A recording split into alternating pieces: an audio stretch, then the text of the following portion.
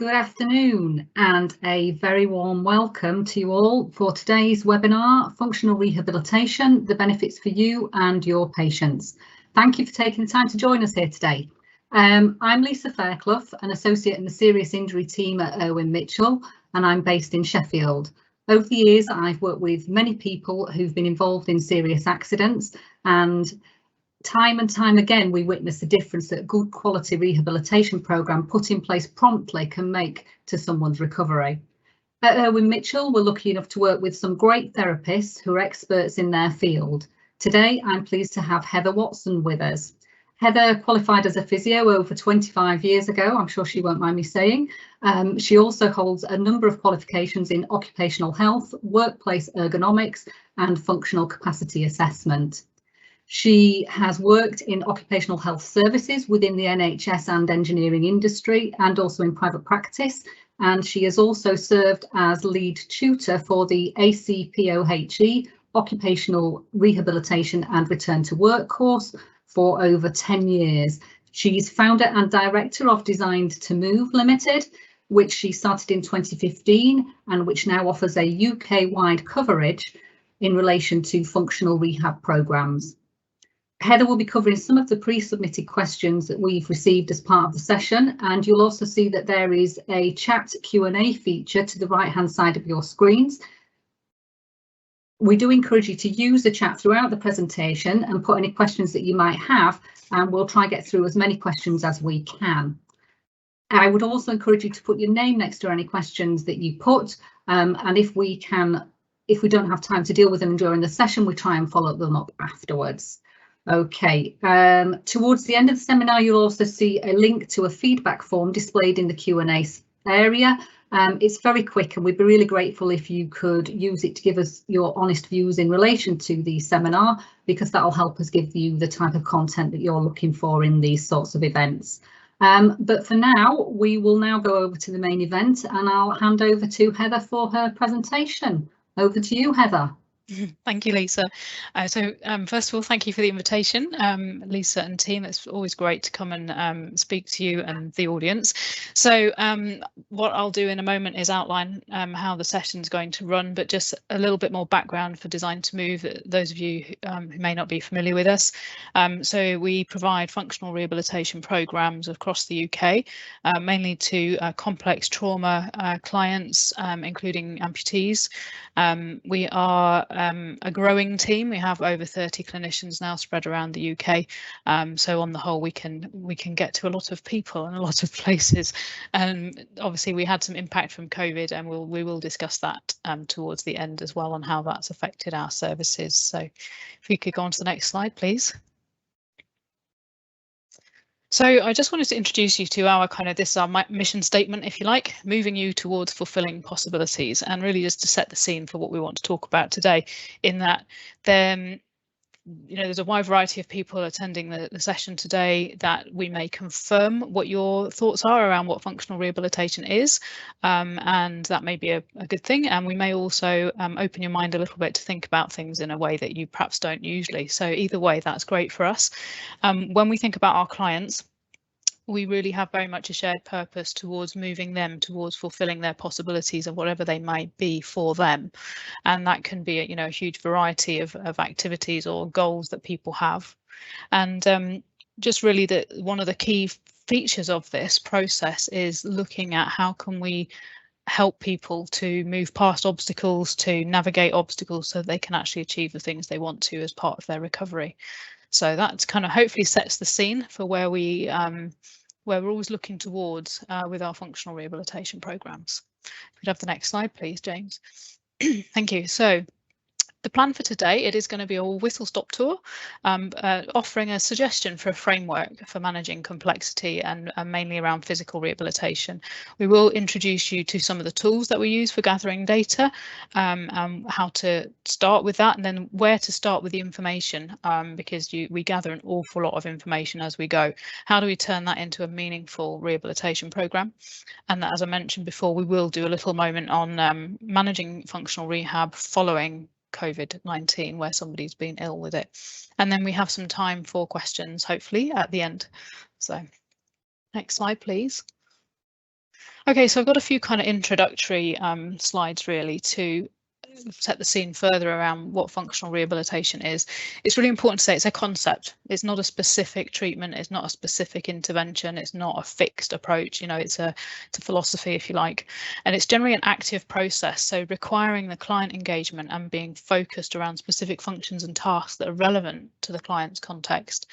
You know, an overarching goal, where appropriate, is to enable clients to self-manage their condition in the longer term. Now, I know that's not necessarily going to be the case for every type of injury, but where it is the case, where it is possible, we want to enable people to feel that they don't need ongoing therapy for the rest of their days. So, next slide, please. Okay, really important to say, rehab is a team sport. So obviously the programs are client-centered. The functional rehabilitation, you know, is not the preserve of just one profession alone, and often involves multiple professionals all at once or in different combinations. It's also not limited to certain clinical conditions. So, you know, we tend to see multiple trauma clients, but of course this philosophy and approach can be applied to all sorts of clinical presentations. And not to forget our wider team, of course, that is case managers, solicitors, insurers, and that's not an exhaustive list, that every team may look slightly different for every case, but yet we should all be pulling in the same direction. So next slide, please. And really, this is what I wanted to use to illustrate it. And you know, the spokes of the wheel, that our client is the hub at the centre of that, and we may be feeding in as different professionals into the programme, into the plans. There may be overlaps amongst some of the things that we're working on, and that's okay. And it could be the programme. When we talk about a programme, it might be unidisciplinary, so there might just be one health professional going in. There might be several health professionals going in, sort of creating different streams, different spokes, if you like, of rehab. Or it may be interdisciplinary, where different professionals actually take on different roles depending on the client needs. I think the overriding thing here is that ultimately we want everybody pulling in the same direction, so that our bicycle can travel forwards and get towards where the client wants to go. So, okay, if we go on to the next slide, please. So what is functional rehabilitation? Well, actually, I think this is really good news, because there's no hard and fast definition of what this really is. So I've just taken some really simple definitions, the good old Oxford Dictionary. And, you know, functional is it's about having a particular special activity, purpose or task that you're focused around, and that action of rehabilitation and restoring someone to their health or normal life through training or therapy after, in our case, illness or injury. I've put a link here, which we can share the links afterwards also to the World Health Organization page about rehabilitation. It's just a good read to really get everybody on the same page about what does rehabilitation really mean to us all when we're in these roles. And next slide, please. So in terms of goals, now this is taken from a really, really old document now, but I love it. So the goals of functional rehabilitation, if we forget everything else today, there are two goals of a successful rehabilitation programme, and that is reducing distress and increasing function. Now, this came from some research, which is from 2006. And what they did in the research was look at a wide variety of rehabilitation programs all over the UK, and looking at the costs and benefits of actively managing and rehabilitating musculoskeletal disorders. But it's something we come back to time and time again. How do we reduce distress? How do we increase function? And from that point onwards, we can work out the details. Next slide, please. So we're going to go through our 7 principles of effective functional rehabilitation. Now, these are Designed2Move's 7 principles, but they are based on a variety of research that's goes back over a lot of years, but also on our experience now providing specifically into this sector, and my background experience working in things like occupational health, and really having to get people back to specific tasks with their rehabilitation. So we're going to go through each of these principles in turn. It will be fairly swift, so that we have enough time for questions. So I'll be happy to take questions in more detail on some of these if I don't cover what you would like to hear. So just as a summary, then we're going to talk about individualized programming. Then we're going to look at patient reported outcome measures. We're going to look at functional measurements, goal setting, triangulating this information into a rehab plan and program, progressing the rehab for the client's context, and then measuring the success. And I think it's important to say that this effectively forms how we would carry out an assessment. We would be looking at gathering all this data at the outset and then using that data to formulate our report and then to formulate our plan for our clients. Okay, so we can go on to the first principle, please. Okay, so, individualized programming is probably fairly straightforward. We really do need to look at what is the situation. Is it that somebody's been injured or ill? Or is it that they've got a new activity to participate in on the background of a chronic health condition and they need some help getting their capacity up to be able to undertake that new task? Obviously, then actually digging down into the detail, what is the function required? What does that look like in quite a lot of detail? So the lady there with the hay bales was one of our clients. How often does she need to be able to push these hay bales around? How many does she need to be able to do?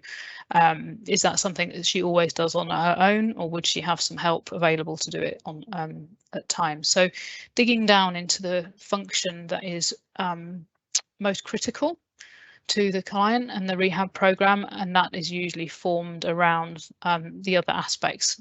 So you'll find, although I've put these in an order of 1 to 7, there is of course some toing and froing between them as you go. So in terms of programming as well, the kinds of tasks people want to work on could be sport related work, home, family, garden, leisure. Doesn't really matter. What's important to them is usually where we're going to get the most engagement, motivation and results. Obviously, if a particular case is around return to work, then there may have to be an emphasis on certain aspects of it. But even then, often weaving in some more personalised goals helps achieve things like work goals. And then really important, we'll come back to this as well, the context being valid for the client. So then really understanding that what we're going to be doing with a programme makes sense and they can see where we're heading with it, that it is going to relate to the things that are important to them and the recovery that they want to make. So we're also going to be looking to measure the baselines of these chosen functions, which we'll go on to in a moment. I think it's really important, we want to emphasise that every programme has a different content tailored to the client's goals, and we not infrequently now get asked to outline what each session is going to include, and it's simply not that straightforward certainly for a complex client. We'll have a broad plan of the things we want to include and we intend to include in a programme, but we're not really able to give a breakdown of how we're going to spend every session in entire detail, because of course the programme evolves and it flexes depending on the client's needs, and we'll talk a little bit more about that when we get to the goal setting. Okay, if we go on to the next slide, please. So the first thing that we're going to have a chat about is patient-related outcome measures. I'm sure a lot of the clinicians are already familiar with these, better known as PROMs. So what's important about them is they are patient-reported, so they are subjective. They're the patient's view of where they are on these questions. They mainly are questionnaires themselves. And I think one of the things that we have to bear in mind, and we certainly find it a challenge, that we want to gather information, but we equally don't want to overload the clients. And that's very easy to do with complex clients, and it's very easy to do when there's more than one health professional going in. We'll turn up and ask them to complete 3 questionnaires, and then someone else turns up and asks them to complete another 3 questionnaires, and so it goes on. So all of this has to be kind of held in the context of making sure that as a team we don't completely overload the client with stuff to do. So we mainly use 3 different types of outcome measures. One would be this generic one, so around pain or self-efficacy or screening questionnaires. We use quite a little bit as well, and we use screening questionnaires in order to determine whether a client might need some input from another professional. Because obviously there are limits to our scope of practice, and we want to make sure that the client is getting everything they need. Sometimes when they're referred to us, they are already having other services and they've already been identified, but sometimes we're the first person to assess them and therefore have an opportunity to suggest other interventions or assessments as well. And then quality of life or health status questionnaires. These can be quite helpful. We tend to use the MSK-HQ because that's appropriate to most of our clients, but there are lots of other questionnaires around quality of life. So the advantage, of course, of these is that you can compare them to population data, and they give you a very broad overview of where somebody sits on the spectrum of quality of life.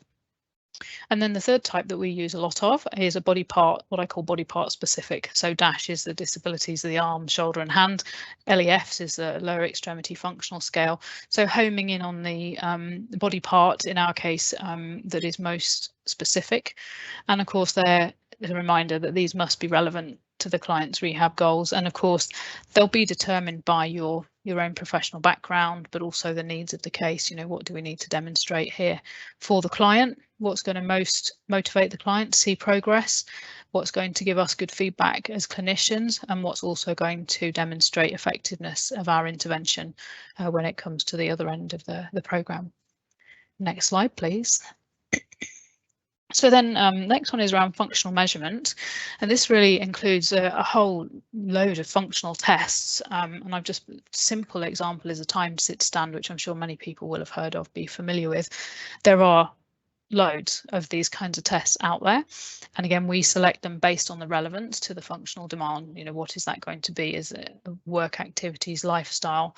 We do tend to choose a couple of regularly the same types because they give us a good indication of somebody's fitness and basic capacity, and then we build on that depending on what the needs are. So they do need to be client specific. A lot of them are highly reliable, but there's a couple of differences here. There's quite a lot of standardized research tests out there that would come under the functional capacity evaluation heading, and you can find out more about those. But also, so really, the types of cases that we see, we have to do a lot of non-standardized tests. So we create a test that's highly relevant to the client's needs, that is something that we can make repeatable, that we can measure, but you wouldn't find it anywhere in a research article because it's not really something that has got enough people that need to do it across the world to be researched at that level. So if it can be repeated in our rehab setting, and for us, our rehab setting is usually the community, it's usually the client's home or their workplace or a gym, things like that. So we really want something that's straightforward, repeatable, that we can measure. Okay, next slide, please. So goal setting, one slide for a massive topic. So obviously when we're going into a program, we will have received information from case managers, perhaps solicitors, you know, what is their goals or hopes for the client for this. We spend quite a lot of time with our clients making sure we discuss what their goals would be for rehabilitation, and we split it really simply into primary goals and secondary goals. So primary goal might be, I want to be able to return to work in 3 months' time, and the secondary goals are, well, in order to do that, I need to be able to drive my car for 30 minutes twice a day. I need to be able to lift and carry 25 kilos up a flight of stairs, and I'm going to have, and then down a flight of stairs, and I'm going to need to do that 10 times a day. And in the meantime, I need to be able to tolerate sitting for 30, 40 minutes at a time and working at a computer. So they then become the secondary goals, and then we dig down further into, well, what are you actually able to do around those goals at the moment, based on the questionnaires, based on the functional testing, based on testing it out, and then setting goals around that to move forward. So there's obviously, again, there's loads and loads of goal setting tools out there. We actually use within our service the patient specific functional scale. It's super simple, easy to repeat, and enables us to stay quite focused on just maybe 2 to 5 goals at a time. It also means if you do actually reach your goals, you can reset them. And it's a really simple process to do. But I just want to kind of pull back from that as well at the moment, that if we are looking after a client within the context of a case managed client where there's other professionals involved, then of course ideally we also want our goal setting to be feeding into the goal setting that the case manager has, that the other professionals have. And there will be some overlap, and there may be a place for more detailed goal setting tools within the wider team, and to keep the whole thing on track, because obviously there could be multiple people involved with multiple different goals. So I hope that gives a little bit of an insight into how we use that. I've got a case study at the end, and we'll show you how we use that there. Okay, next slide, please.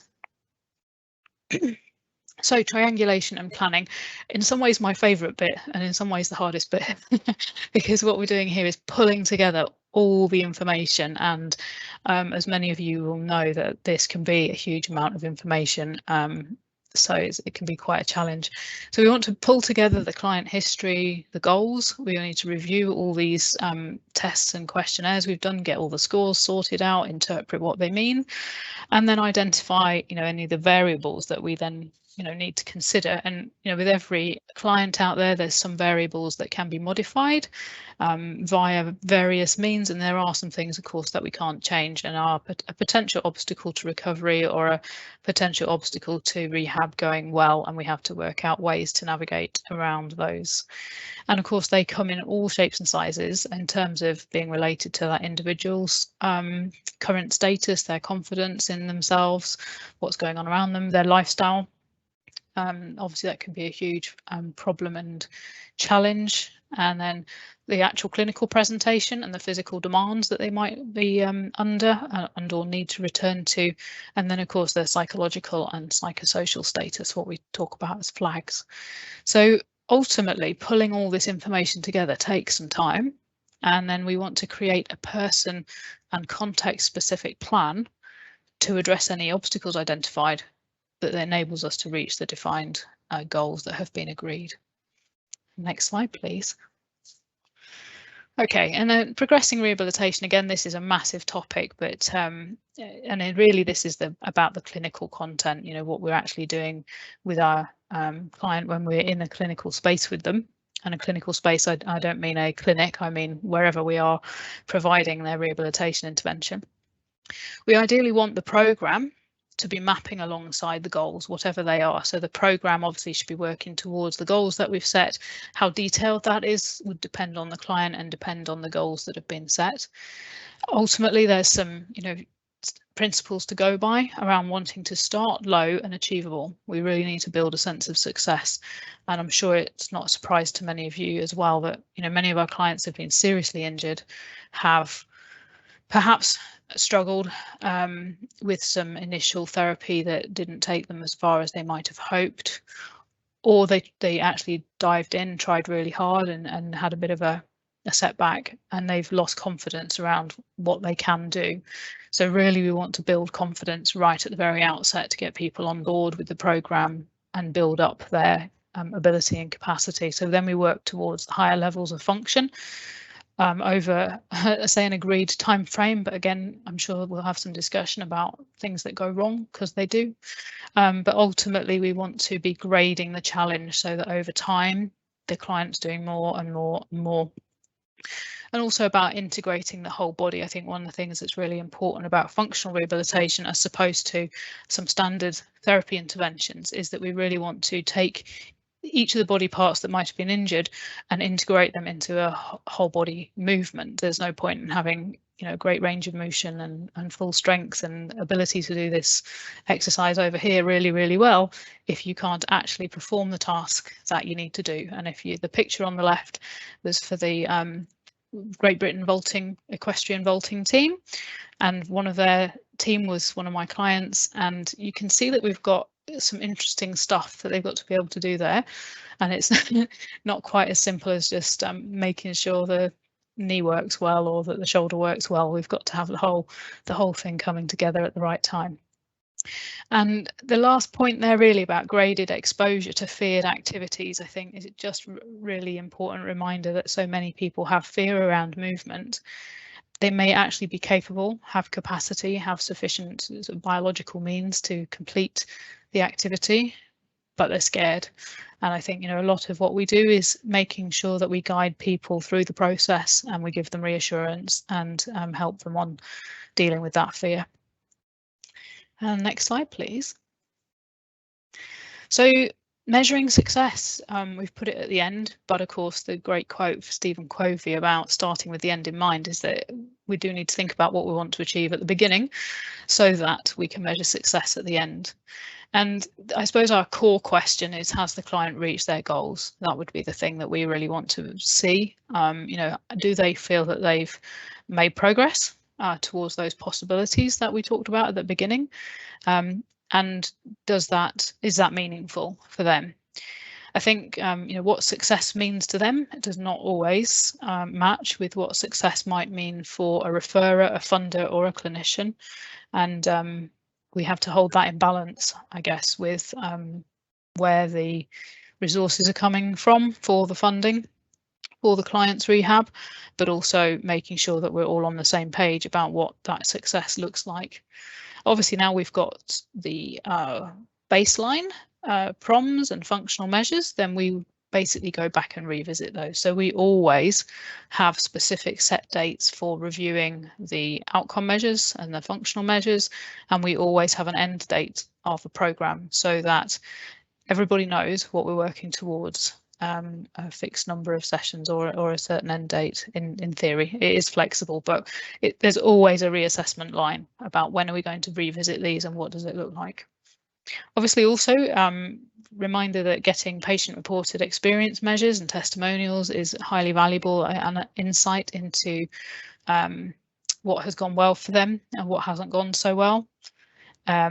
I think one of the fascinating challenges of COVID has been engagement with, technological progress, if it is such a thing, but actually we've had some real challenges around ensuring our clients can still engage with rehab because of that. And ultimately, it's about considering how do you provide evidence of success for the client for your service, so that people can trust that you're going to deliver what you say you're going to deliver, and that people, funders, referrers, clients feel that they have received value for money and in exchange they have actually reached the goals and they're able to live the life that they would really like to, or the best they can, following their injury. Okay, if we could just go on to the next slide, please. So in summary, those are our 7 key principles that we have gone over: individualized programming, patient-reported outcome measures, functional measures, setting goals, creating the rehabilitation plan, progressing the rehab, and measuring success. And I think I've just got, I've got a little case study to illustrate how that came together with one of our cases. So if we go on to the next slide, please. Okay, so this was for Designed2Move. This is a relatively straightforward case, and it's a couple of years old now, but 33-year-old male with a right tib and fib fracture. Tibia was fractured in 2 places, and then the fibular fracture was internally fixated with plate and screws. There was some non-union at the time of functional rehab, but we were able to flex what we were doing to make sure that that was handled accordingly. Client did have some pre-existing mechanical back pain and did have an associated acquired brain injury.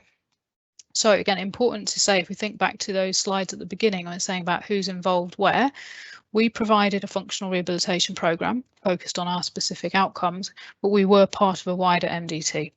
From a clinical point of view, psychology and vocational occupational therapy, and from a wider point of view, case managers, solicitors, and what have you. So there's a large number of people involved in the case to get the outcomes that we needed.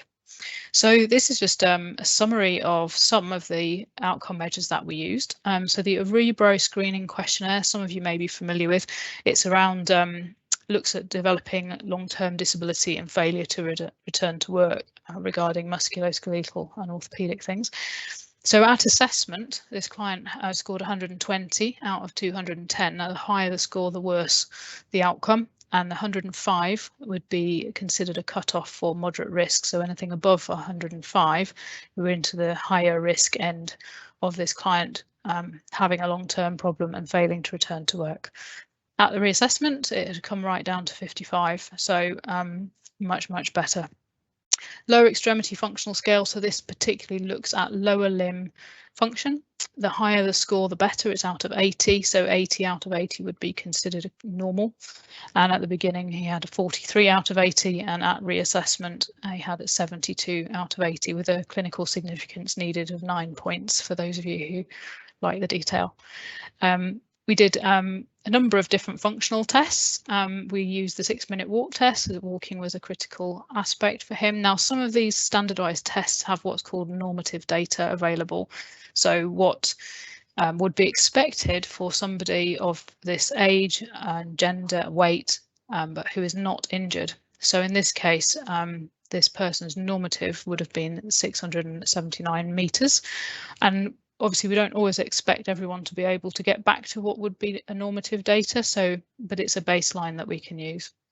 And at assessment, it was doing 395 meters, and the reassessment 665 meters. So again, a huge improvement. And then the time sit to stand, which is such a simple test, but it's really useful. Again, we've got some normative data around it. So somebody who wasn't injured, which should have been achieving this in 11.7 seconds.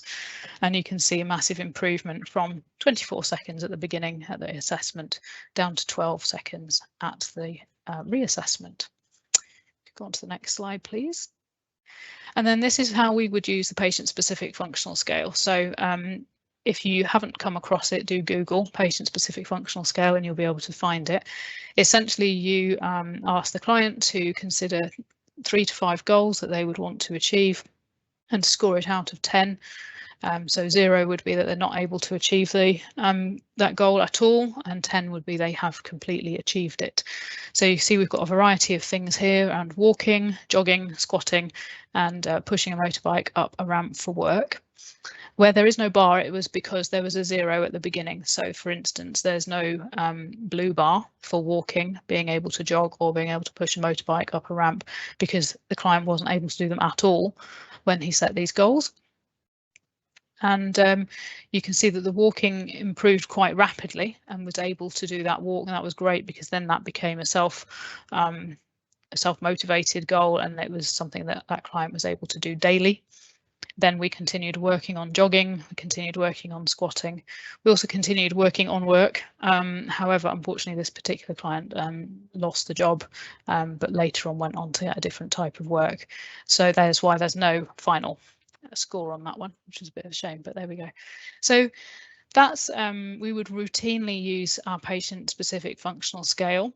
And this is something that we also report on across the whole of the business. So each year we look back on all the clients and we look at all the PSFSs and all the other outcome measures and see how we're doing as a whole, as well as also producing this information on a client level and making sure that this information is fed back in the reports to the referrers. Okay, so that's the end of the functional rehabilitation section. I was going to briefly talk about how we have managed COVID, or resuming rehabilitation after COVID-19. As I'm sure a lot of you are aware, it's been an extremely interesting and challenging time. And we've had to put in place a number of different policies and processes. So what this is not, it's not a process for managing long COVID.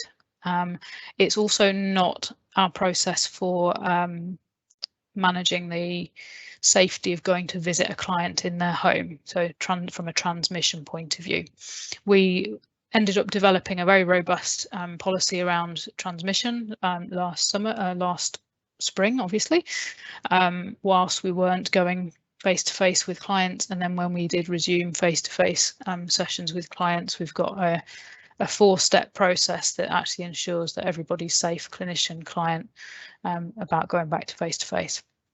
So what this is, it's for safely resuming a rehabilitation programme where the client already had another condition pre-existing, but then they have had COVID-19 during their rehabilitation or before their rehabilitation starts, because obviously we've all been navigating something that's very unknown. But if someone was about to start or in the middle of a rehabilitation program for their lower limb fractures and then they're taken ill, we needed to safely get them back on track within a reasonable time frame wherever possible.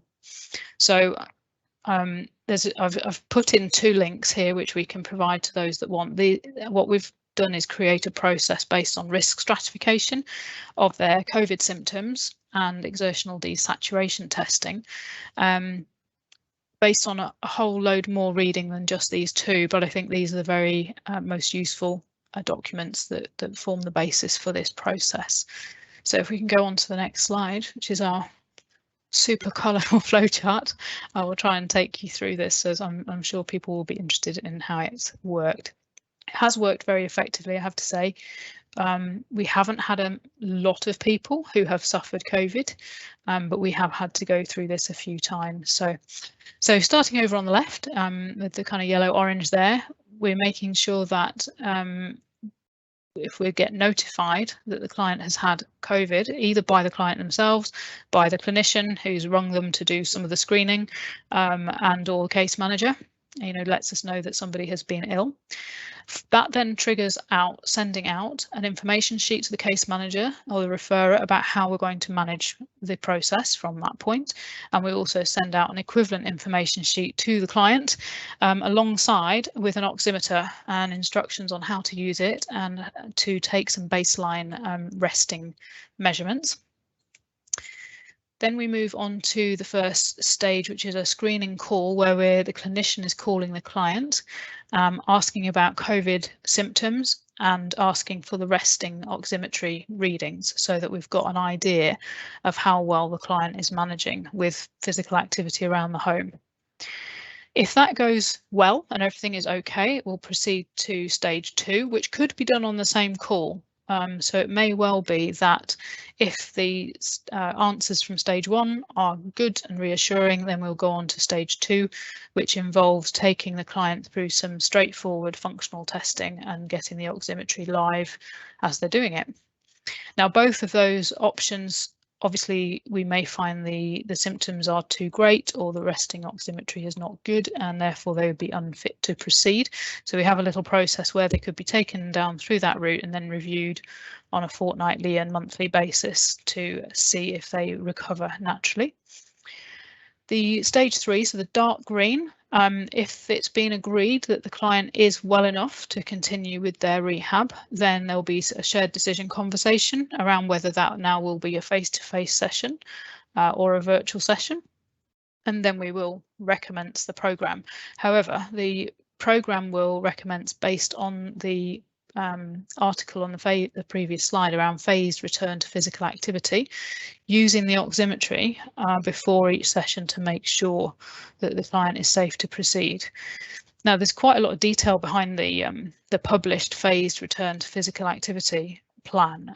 What we have aimed to do is ensure that we take that as a baseline and then we modify the content of it to ensure that it's still relevant to the client's original rehabilitation needs so that they don't feel that they're losing too much ground. And then hopefully, and as has been the case, we've been very fortunate, what will happen is that person stays on this phased return for around a month and then they will build back towards their original rehabilitation plan. Making progress and getting back on track. So there's been a few implications of it, in that obviously it can extend the length of the programme and create delays, and certainly if the client was unfit to proceed at the initial stage, we would be giving another month and another month, up to 3 months worth of monitoring and support, but without returning to a physical activity programme. And obviously, if serious complications arise at any point, there was the possibility that we would have to pause the programme or even close the programme if somebody needs signposting to a completely different type of support for COVID or long COVID. So I'm pleased to report that the cases we have had have gone through this and progressed really well, and probably in the future we'll come back and feel that this was a little bit over robust, that we put in more measures than we needed, but obviously we'd like to be safe rather than sorry and make sure that we've got people really ready to resume their physical activity. So that's our summary. Happy to discuss that further and provide more information about the details if people are interested. And if we can go on to our final slide, and then hope we've got some time for some questions. So thank you very much for listening. Hope you found that interesting. We will be providing you with a link where you can download a summary of the 7 key principles of effective rehabilitation. If you do want to contact us, you can get hold of us via info@designed2move.co.uk or the telephone number there. And if there's any clinicians out there who'd be interested in finding out more about working with us, then please do visit our website and go to the team page there to find out a little bit more. I think we've got some questions, Lisa.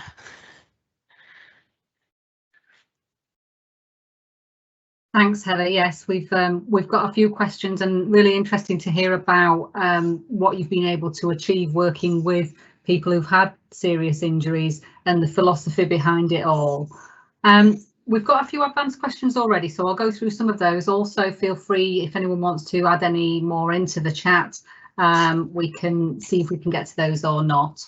So the first question we've got for you, Heather, is does functional rehab require specific equipment to be purchased, which might of course be expensive?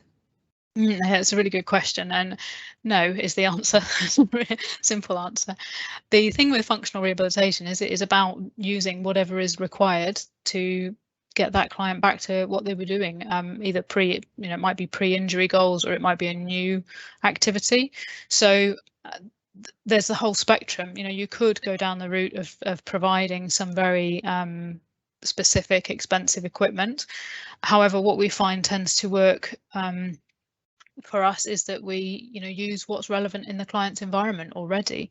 So if there's home-based goals, we will carry out the activities in their home. We will use their home equipment that they already have, whatever that might be.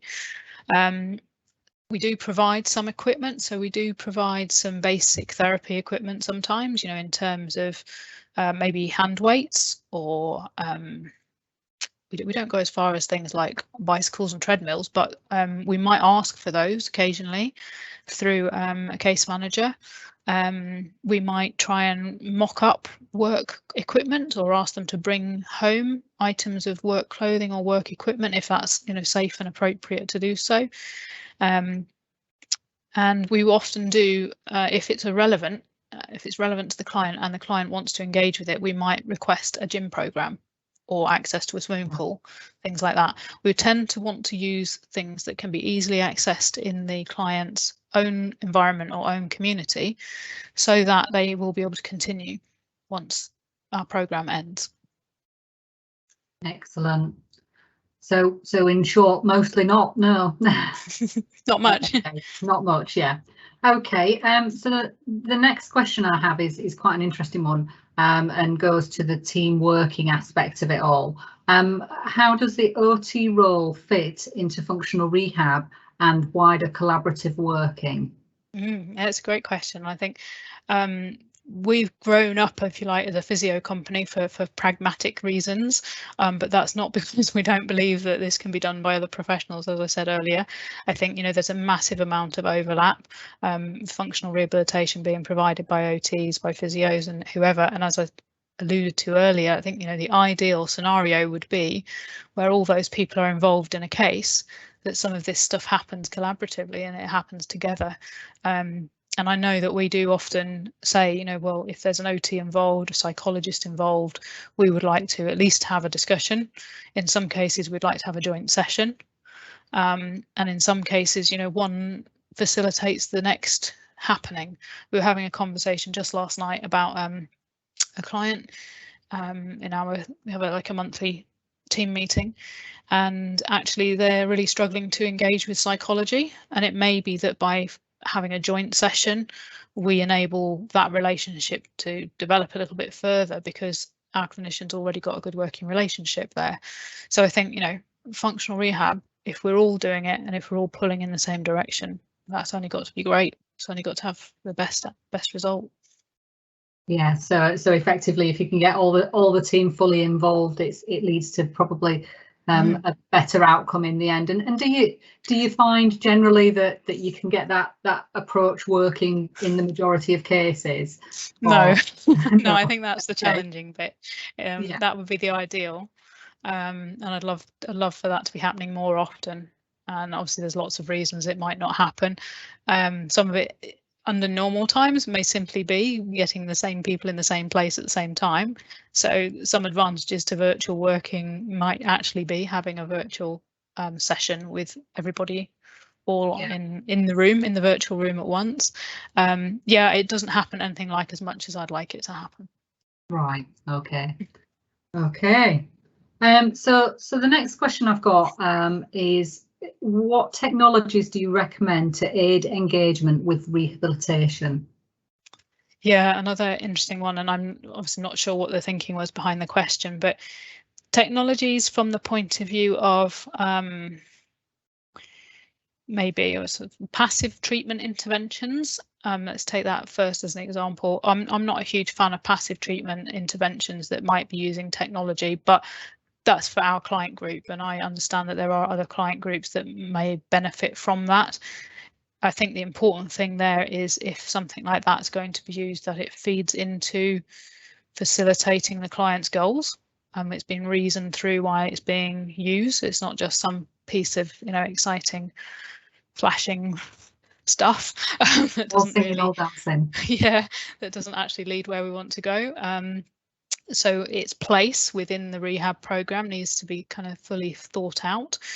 And then the other side of technology, certainly obviously this year, has been around going remote and virtual, and clients engaging with technological stuff, whether it's Zoom or Teams or other video calling, and actually electronic records. We actually struggle. We've had really good success with taking people online for virtual consultations, but we really struggle with clients wanting to engage with digital exercise programs, for example, digital platforms for exercise. That's really difficult. Filling things online, they've really struggled with that. So we're often better sending out paper, much as we're trying to reduce paper and all that sorts of thing. Yeah. So yeah, it's interesting, and although you want to embrace technology, we often find that technology creates an obstacle to getting started and making progress. We've certainly had one client this year, last year, who simply could not engage even with having a video call, so their rehab got delayed whilst we weren't able to go out and see them. So an interesting challenge. Yeah, so some things it's working better for than with others. Yeah, okay. All right, well, the next question that we've got is one in relation to barriers, and I know that we've spoken before about this. What strategies do you use with clients who are slow to progress or who experience barriers to their rehab? And perhaps it might also kind of be useful to kind of indicate what sort of barriers you might encounter. Yeah, certainly. So as I'm sure people are aware, it's not unexpected. We expect to find barriers and obstacles because of the complexity. So first of all, our assessment, which goes through those steps that we've just been through, really seeks to identify where we can potential obstacles up front.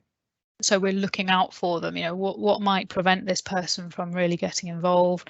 What are the sorts of things they're up against? And yeah, it's a really good to think about what that can look like. There are practical things, so being able to engage with, equipment, software, an iPad or computer in the current circumstances or last year's circumstances, that may simply be a barrier. Even though when we're face to face, the client's home, in a lot of cases we go to the client's home, but sometimes the home isn't suitable, or there's other people in the home that make it not suitable to go to, or there the multiple appointments that people have to deal with. Ours is another set of people to see, another set of paperwork to fill in, another set of appointments, and they've had enough. Don't want to have to answer another question. and being out for appointments, you know, when again under normal circumstances people might be attending multiple appointments in a week or having multiple people visiting them in a week. So that again is where the team working ideally, you know, comes together so that we don't overload a client. From a clinical point of view, obviously there's the actual clinical capacity, you know, what is somebody able to do, at what stage have they been referred.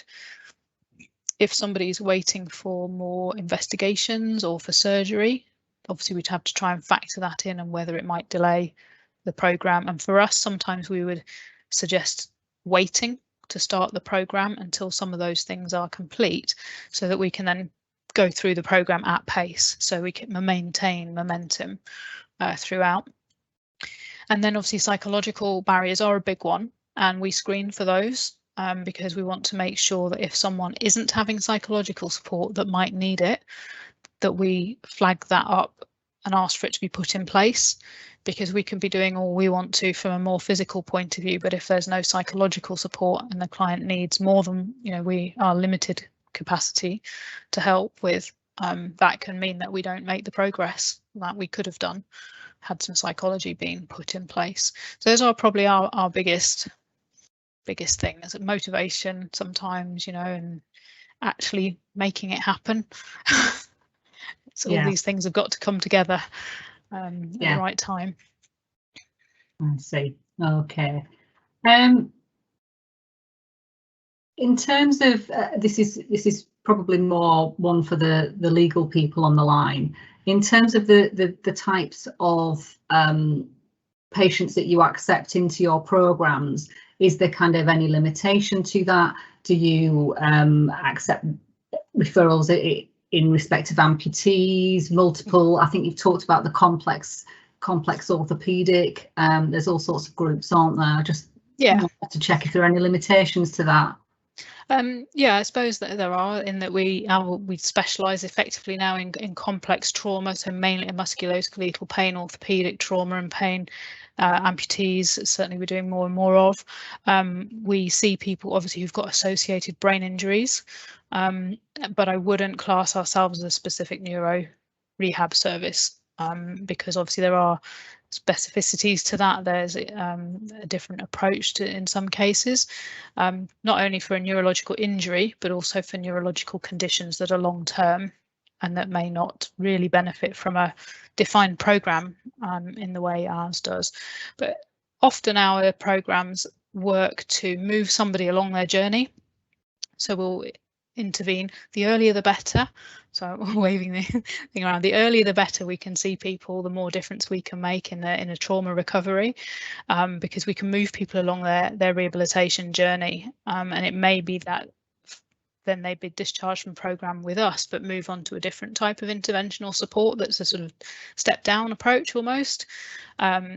We can also work quite effectively either side, before or after, of something like a residential rehab programme, to ensure that the person is supported when they go back into their home environment and that they're able to carry forward progress that they've made. So yeah, and I think, you know, one exclusion, it's not a firm and hard exclusion, but if somebody does have severe psychiatric or psychological difficulties, we may suggest that that person is, you know, those things are brought under control and managed before they attempt a programme like ours. Yeah, okay. And sorry, just one last brief question really from myself in terms of the timing of the rehab, and you mentioned, as I said before, the earlier the better.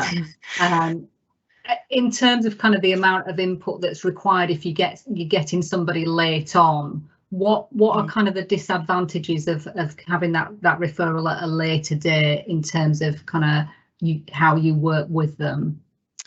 Yeah, I think, well, you know, it probably goes without saying that generally as soon as we can get started, the better, because we're able to then progress through probably quite quickly. There are some caveats to that, and again, I think people who've worked in this sector a long time know that sometimes a period of time does need to pass before somebody is accepting or got through enough of their recovery in terms of their psychological recovery and things like surgery before they can start. So earlier is generally better, but certainly when we started in this sector, we were routinely getting referrals of people who were injured 3 or 4 years prior. And the problem with that is if they have been in a state of plateau and without any support, that they've developed not only physical deconditioning on top of their injury, but also the more psychological barriers, fears, worries about getting started, and beliefs about whether they can actually achieve a recovery. And the sooner we can all, whoever's involved in the case, be talking about possibilities, the better. Yeah. Okay.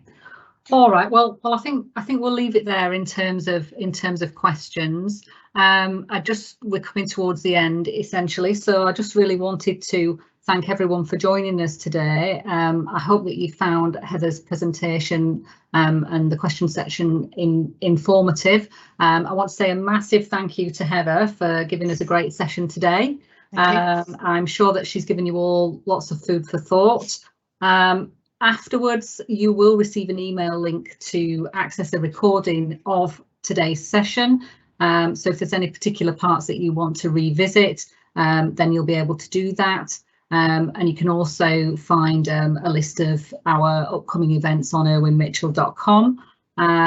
Again, I'd like to just make a final request. If you can fill in the feedback form that you'll receive either by email or that's in the chat, then that'd be great. And just thanks again once more for attending, and I hope that you enjoy the rest of the day. I was going to say the sunshine, but it looks like it's gone away, at least for me. But hopefully we'll see you again. Thanks very much.